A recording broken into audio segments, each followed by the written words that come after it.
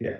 So I think moving away from the networking, so you build your network and obviously you establish yourself in the kind of London legal um, setup and everything. And then you said you also had like Indian companies coming to UK, and then you were helping them with immigration and properties. And then did you help in a British company moving to India as well? Yes, right. That's our prime goal. Right. We help British, European, American company to go to India. We give them like kind of market strategies, help them navigate through legal company incorporation, joint ventures, help them to meet the relevant people in India, whether in business or on the government side. So we do that. And then similarly, Indian company when they come over here, we do A to Z for them. Right. And then in throughout that time span, and it's still, I suppose, you are helping them with them just the immigration and property No, law issue everything, or everything. everything. So what are the kind of key issues which usually stands for them? Generally, what the kind of like more tricky for them? Initial questioning, like initially, do they ask? So most of the things are around immigration. Right. How their employees will move. Correct, correct. How will they be employed? How will they come to UK? And sometime, let's say if I'm buying a property, the question generally asked, will I get a visa along with that? The immigration rule has been changed over a period of time. There was a rule that you bring 250,000 pound, employ two local people here, you get a visa, and so that has been changed. Then the investment scheme came, you invest 2 million, then you get investment visa. So that has been changed. So immigration rule keep changing. So most of the people from India, they ask more on the how to come to UK on the legal side, and then the property. They want to know if I buy property, what are the taxes, duties, continuous expenditure. Third thing is fundraising. The impression in India is that the money is easily available in UK, which is not. But so how to raise money from UK, how to take advantage of cheaper cost compared to the cost in India. So those are the generally thing people do ask. Right. And on the funding side, I think there's a lot of concept that they think the interest rates in these part of the world are Correct. much lower. It was lower before COVID. Right. Till the time inflation hit, and then our base rate gone from 0.5 to 5, and then bank will charge some margin, and then the hedging cost becomes unviable. But Right. before that, it was very much viable. People used to borrow money from UK to India under external commercial borrowing route, and we were on the panel of all the Indian bank, and that kept us busy. Right. So what's this hedging thing? How does it work in practice? So any lender, any bank in UK, let's say Indian company borrowing money, then lender would like his money to come in pound. And once money goes to India, it converts into rupee. So see. then tomorrow, like dollar pound or dollar rupee, pound rupee rate may go up and down. Mhm. So the lender want that should be fixed. So they should have a kind of hedging mechanism so that the nobody is at loss. So there is a cost for the hedging. The cost for hedging is not less than 3%, 3 to 5% for a longer duration. So that has to be inbuilt into the cost to the borrower. And duration of loan usually is what? Generally 5, 7 years. Right. So they perhaps not faring very well if they have current. In the current scenario, it's not viable Right, not because in viable. India, rate of interest are from 8 to 10%, and in UK, base rate is close to 5, and then you add banker's margin, then you add hedging, it's not viable. Right.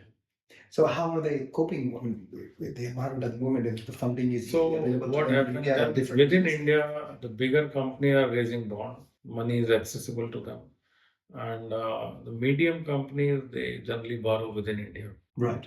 Yeah. Okay. And how does it work when they try to list here in UK or UK company, Indian company, UK company tries to list in India? Does it really? So generally, till now, the trend has been only one way. The Right. Indian companies to be listed in UK. There were roughly 25 Indian companies listed. But recently, what happened? Market has not been too liquid on AIM here. And then some of the Indian promoters, they virtually duped the investor. There were many Indian companies, big companies like Raheja, Hiranandani, Unitech, and they all came, raised a lot of money, but ultimately investors lost money. So the impression of the UK market on India is not super good. So that's why they are very careful when the new company comes and looking to raise money in UK. Right. I mean, not in that notorious sense, but I think in a positive way. The Yeah. trend was perhaps set by Vedanta a long time ago. Is that the case? No, many companies. Many companies do Many. that. Yes, correct. Okay. Vedanta was on the main board, but on AIM also, AIM, of on the course. junior market also, I think 28 companies are listed. Right. Yeah. Okay. Then the new concept came called a masala bond, which is like a rupee bond where investor has to take a risk on Indian rupee. So again, under that also few billion uh, pound has been raised in terms of rupee equivalent to rupee, and so it was super successful.